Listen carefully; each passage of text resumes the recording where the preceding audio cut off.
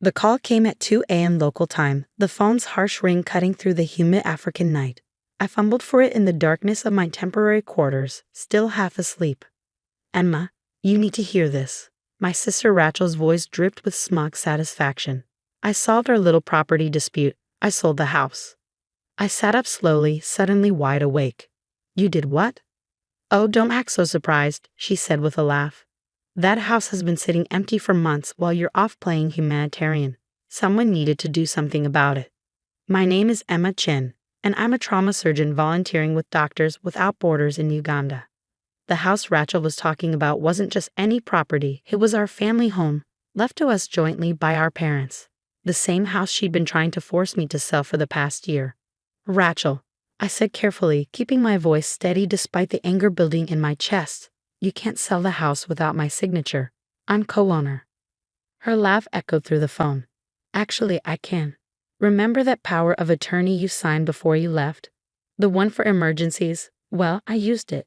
The sale closed yesterday. $800,000 cash." My heart stopped.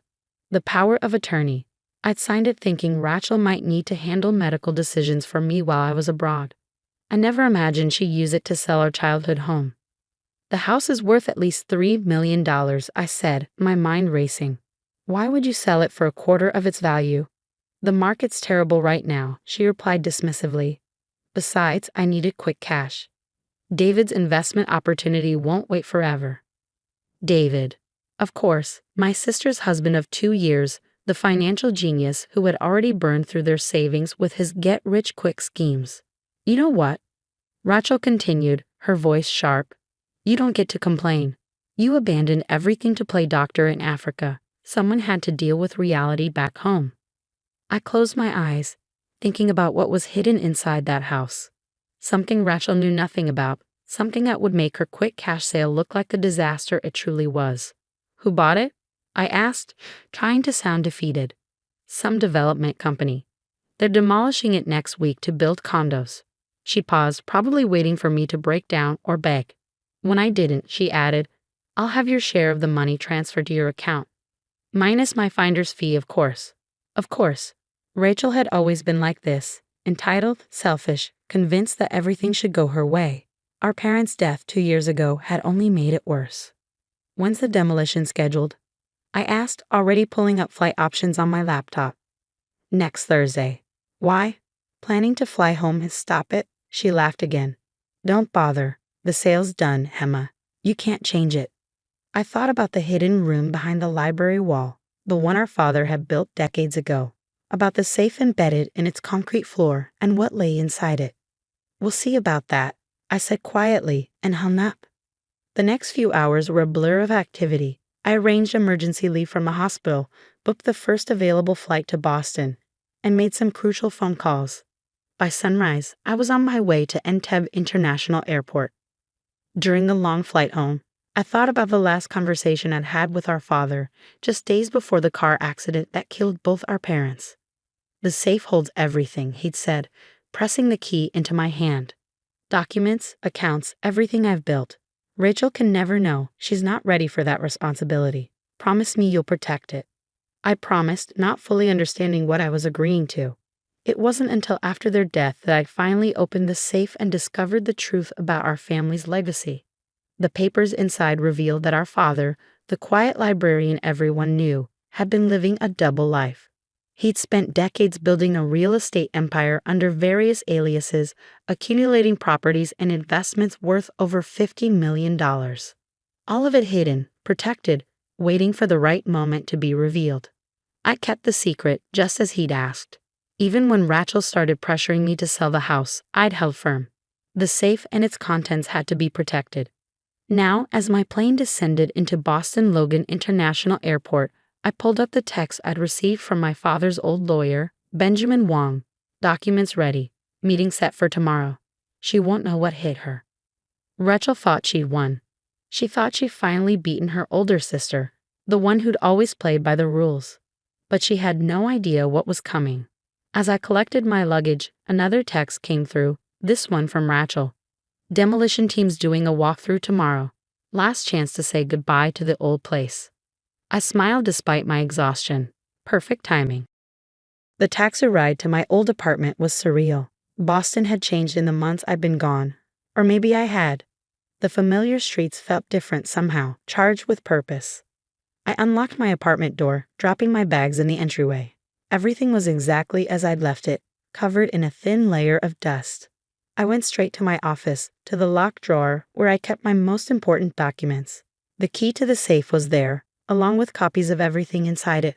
Proof of our father's empire, documentation of every property, every account, every investment. Rachel thought she was selling a $3 million house. She had no idea she was sitting on the headquarters of a real estate empire worth 50 times that amount. My phone buzzed again. Benjamin Wong. Everything in place for tomorrow. Are you sure you want to do this? It will destroy your relationship with her completely. I thought about Rachel's laugh when she told me about selling the house. About all the times she'd taken advantage, manipulated, and schemed her way through life. About how she used my trust against me, abusing the power of attorney I'd given her. Unsure, I texted back. Some relationships need to be destroyed. Tomorrow would change everything. Rachel thought she was clever, selling the house quickly and quietly, but she was about to learn that our father had taught me far more than she'd ever known. I sat down at my desk and began reviewing the documents I'd need for tomorrow's meeting. Every detail had to be perfect, because when the dust settled, Rachel would finally understand what it meant to truly lose everything. And I would be there to watch it happen. The morning dawned crisp and clear as I pulled up to our family home for the last time. 2 black SUVs were already parked in the driveway, one belonging to the demolition company, the other to Rachel and David. I checked my watch, 9:15 a.m. Right on schedule. Rachel was standing on the front porch with David, watching as men in hard hats conducted their preliminary inspection. She froze when she saw me step out of my car. "What are you doing here?" she demanded, her designer heels clicking against the wooden boards as she marched toward me. "I thought you were in Africa."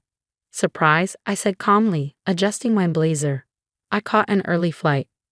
David hung back, shifting uncomfortably. He'd always been wary of me, perhaps sensing that I saw through his smooth-talking facade. "You didn't need to come," Rachel snapped. "Everything's handled. The sale is final."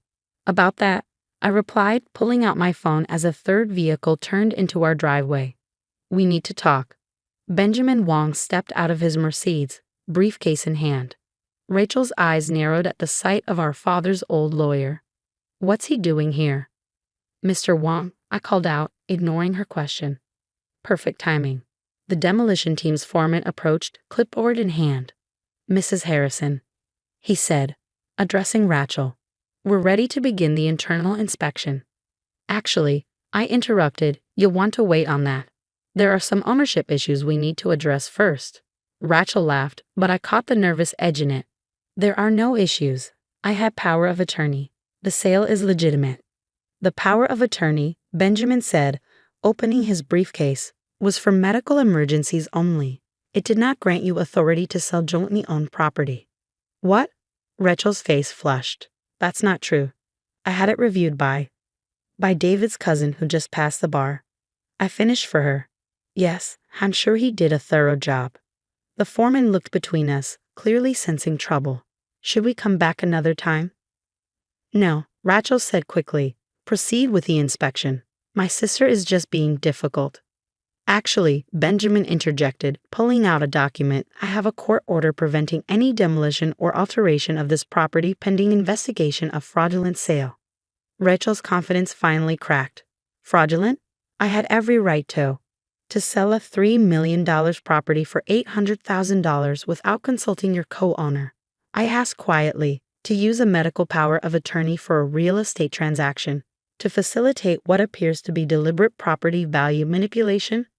David stepped forward, his salesman smile in place. "Look, Henma, if you're unhappy with the price, maybe we can." "This isn't about the price," I cut him off. "This is about what's inside the house." Rachel rolled her eyes, but I caught the flicker of uncertainty in her expression.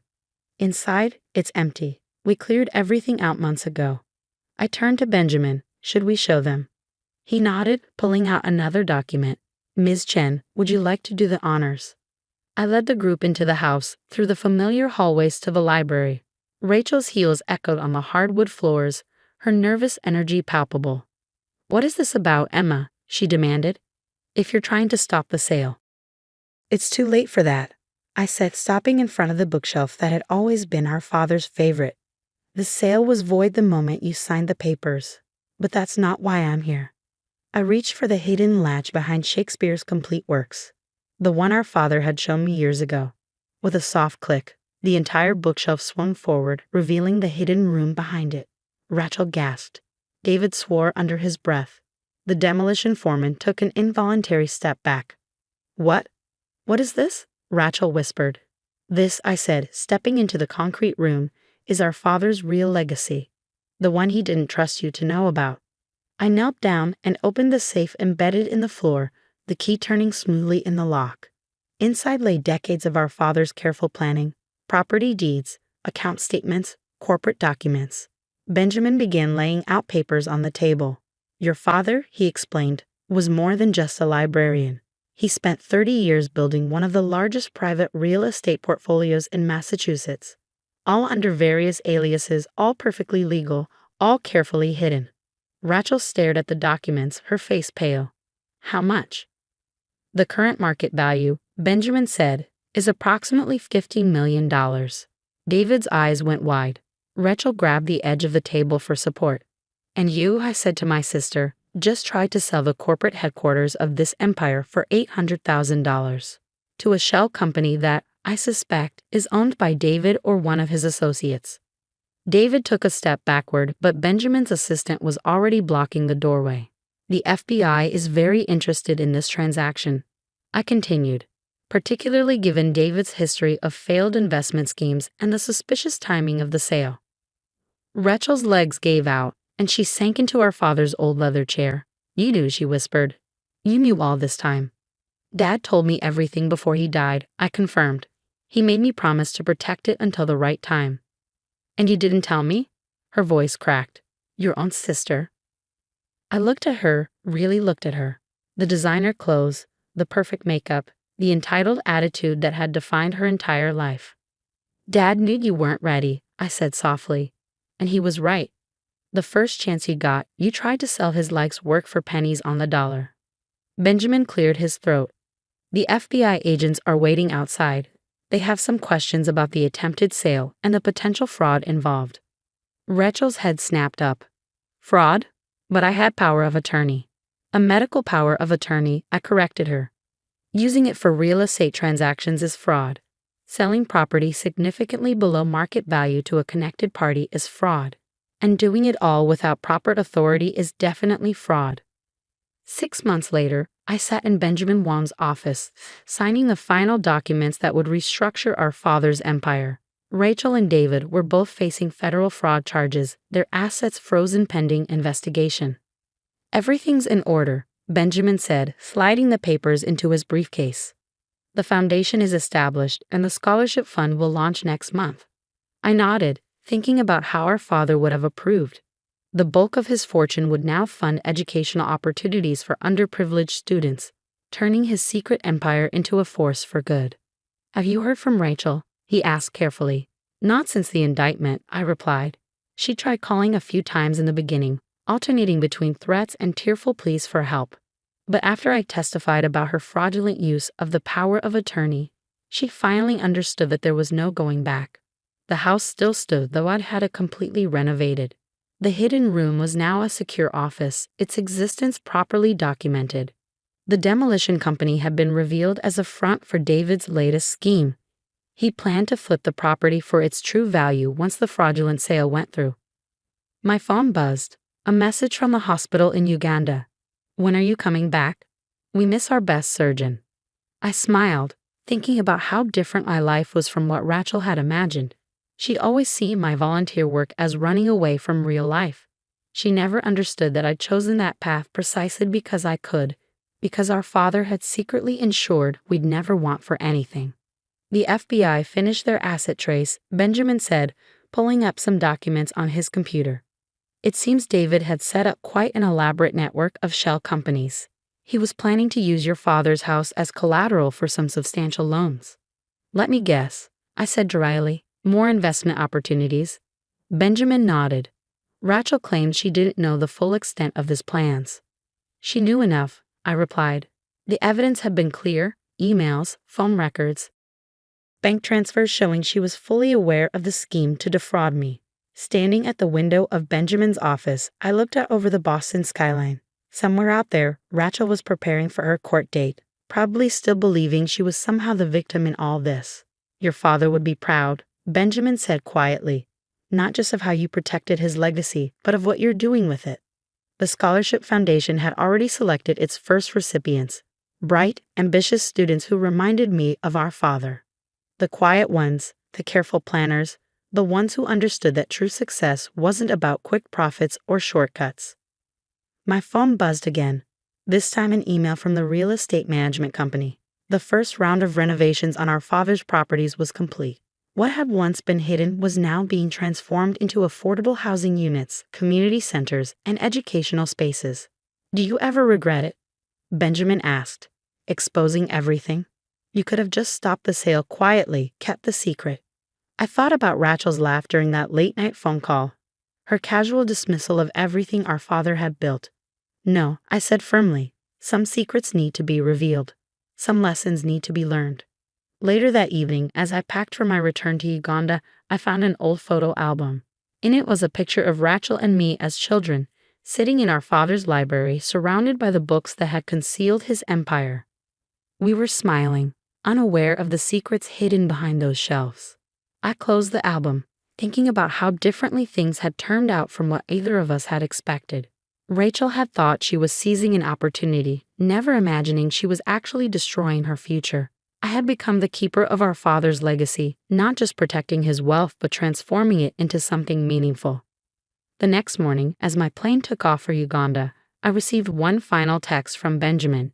Guilty plea entered. Rachel took a deal, 3 years with restitution. I turned off my phone, watching Boston disappear beneath the clouds. 3 years was nothing compared to the lifetime of trust she'd broken. But maybe, just maybe, it would be enough time for her to understand what our father had known all along. That true wealth isn't just about money, and true success isn't built on shortcuts and schemes. As for me, I had patience waiting, lives to save, and a legacy to fulfill. Rachel had tried to sell our father's house for a quick profit, never knowing she was sitting on an empire. But in the end, the house had kept its secrets until the right moment, just as our father had planned. Sometimes, I thought as the plane headed east, the best revenge isn't about destroying someone else's dreams. Sometimes, it's about fulfilling your own and letting them watch from the sidelines as you build something greater than they could have imagined.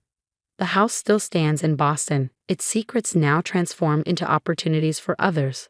And somewhere in Uganda, there's a hospital where a surgeon works to save lives, carrying on a different kind of legacy, one that can't be measured in dollars or deeds, but in the lives touched and the changes made.